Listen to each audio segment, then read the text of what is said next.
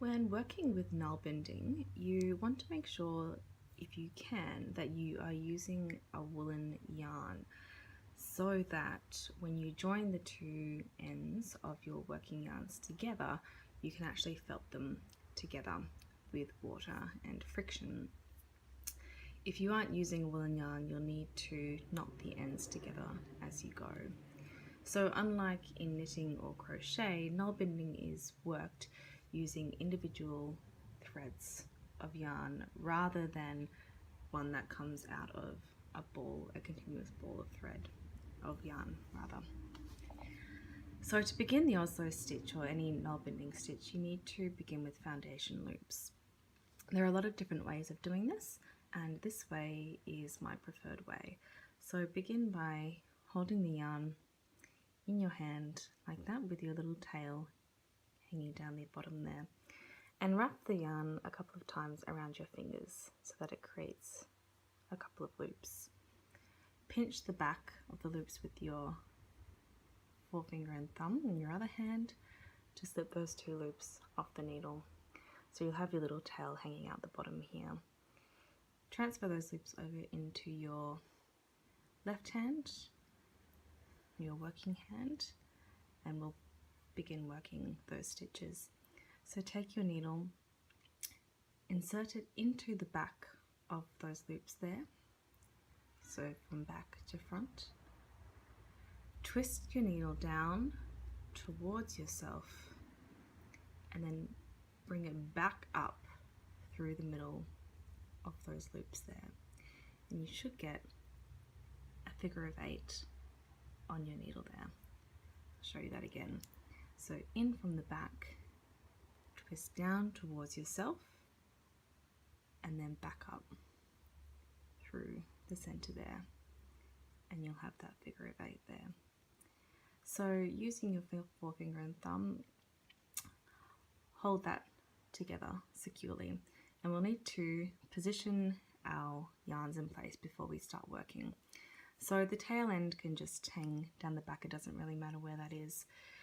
What you want to make sure you're doing when you're Nålbinding is that your working yarn, so the yarn that you're actually working with, is sitting over the top of your needle and over the top of your left thumb. So at all times you want to make sure that your working yarn is sitting over the top of your thumb like that. So pinching that figure 8 together on your needle, begin to pull the needle and thread through. And as you do this, a new loop will form on your thumb, like that. So that's your first foundation loop. And you'll see on the back, you'll have this sort of series of little loops on the back there. So the loop we'll want to be working into next is this one that's sitting on the back there. So pick that up with your needle there. Then twist your needle towards you, towards your thumb, and slide it underneath the loop that's on your thumb and underneath that working yarn. So pick up the loop, twist it towards you and underneath the loop on your thumb and your working yarn.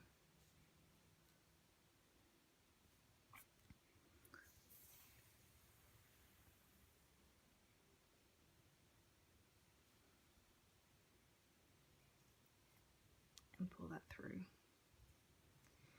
You can now slip that top loop off your thumb, like so. So for the Oslo stitch, we always have one loop on your thumb and one loop sitting on the back of your thumb here.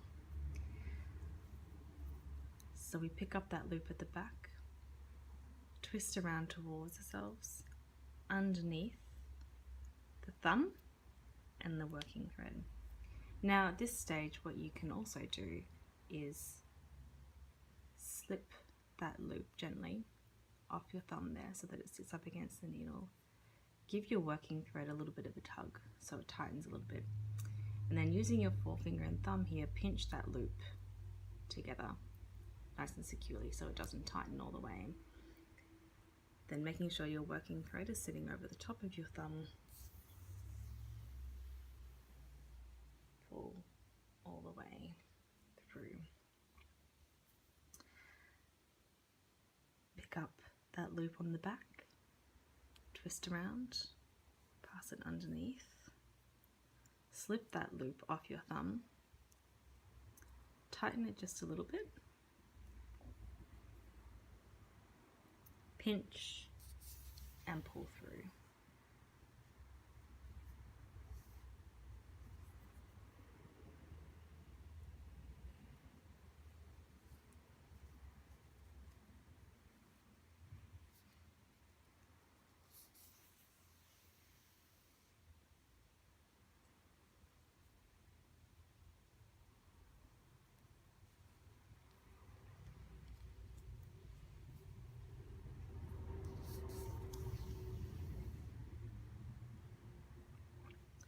The first few stitches you do will always look a little bit messy at the back, but what you'll find is that after a few stitches you'll start to see a bit of a chain forming, and if you hold that back loop at the back securely with your thumb and forefinger, because you don't want that to tighten all the way, hold that securely, you can actually pull that tail end tight and you start to see a chain forming at the back there.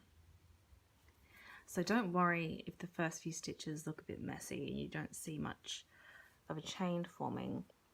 After a few stitches you can start to give that a bit of a tug and you'll notice it beginning to form there. And you just keep continuing in the Oslo Stitch here until your chain is the desired length.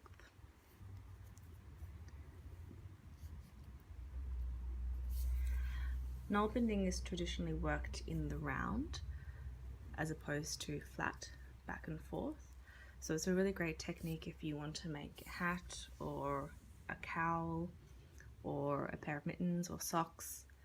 It's a lot harder to work with if you're trying to work back and forth. So choose a project where you can actually work around in a circle.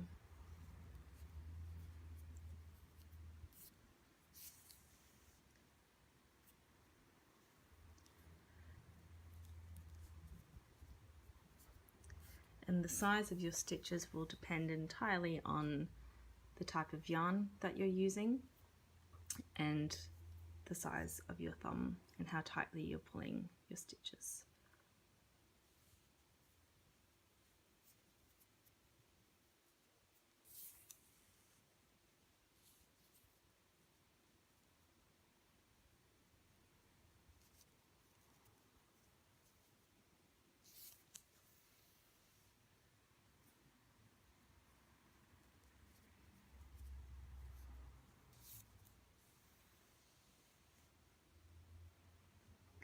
When it comes time to join another length of yarn together, you can felt them together if your fibre is wool. So to felt them together, it's pretty straightforward. Take the two tail ends together, have them overlapping a few centimeters, and then take a bit of water. I usually have a cup of water near me when I'm working. A bit of water in your palm, and then rub your palms together. So by adding water and a bit of friction, the two ends will felt together like so. Then you just thread it back onto your needle and keep working.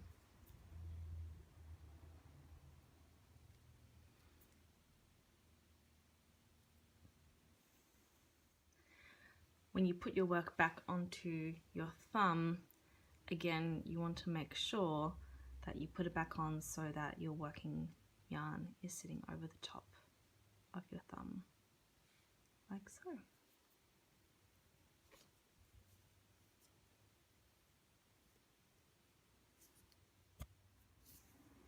Alright, so now I've made my chain here. And before you join to work in the round, it's a good idea to make it just a little bit longer than the final circumference of the item you want to make, as it does tend to lose just a little bit of length when you join together at the ends.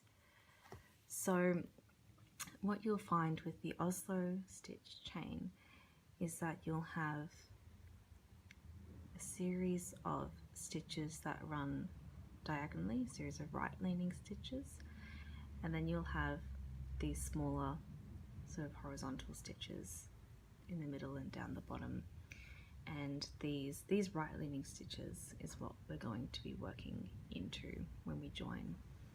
So as with joining a piece in the round for knitting or crochet, you want to make sure that your chain isn't twisted when you join, otherwise you'll be working with a twist in your work.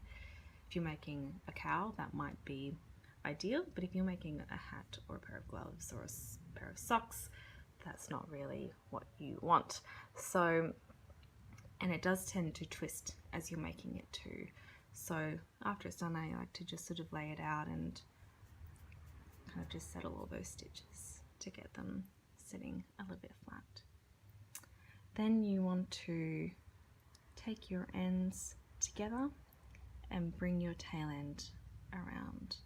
Just pinch it together. Then just check to make sure that there's no twist in that loop there.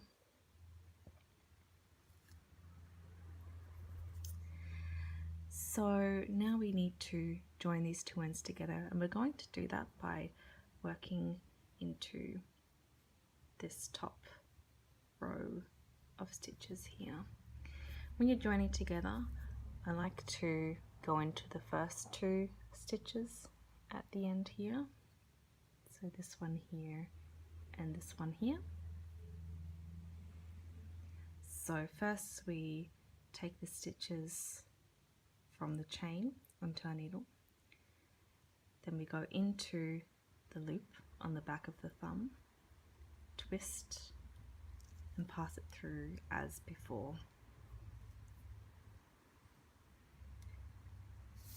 So the stitch process is exactly the same. The difference is that as we work, we pick up these stitches as well, and we build our row on top of those stitches there.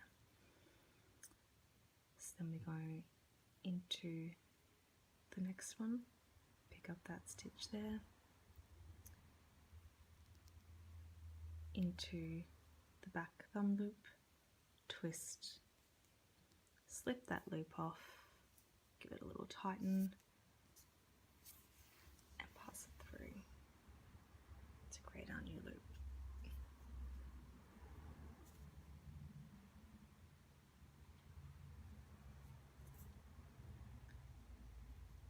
Into the next one, underneath, twist, twist and pass through.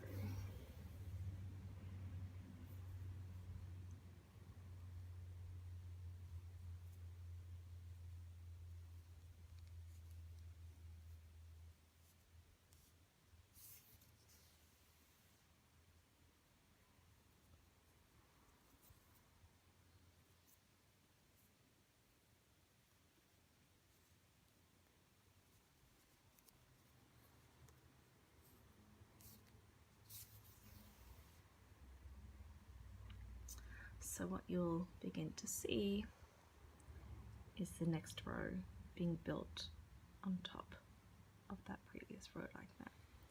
And what you can do once you've finished making your item is thread this tail end onto the needle and just stitch that onto the end there and weave it in so that you have a nice smooth transition there instead of this little gap here. So you just thread that on and sew it in. You just keep going round and round until it's the desired size, and that is the Oslo stitch.